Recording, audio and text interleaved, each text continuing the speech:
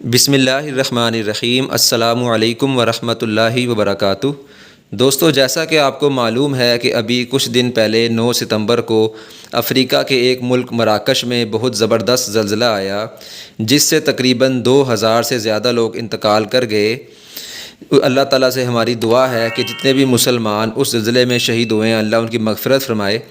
آج میں آپ کو زلزلے سے اور دیگر آفات کی تباہ کاریوں سے حفاظت کی مسنون دعا سکھاؤں گا، جو کہ ہم سب کو مانگنے کا اہتمام کرنا چاہیے تاکہ اللہ تعالیٰ ہماری زلزلے سے اور دیگر آفات سے ہماری حفاظت فرمائے۔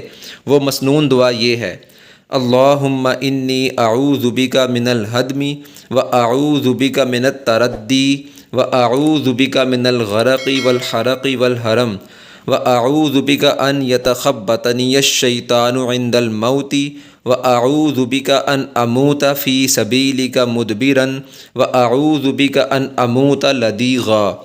ترجمہ: اے اللہ، میں آپ کی پناہ چاہتا ہوں کسی چیز یعنی مکان، چھت، دیوار، پتھر یا پہاڑی تودے وغیرہ کے اپنے اوپر آ گرنے اور اس کے نیچے دب جانے سے۔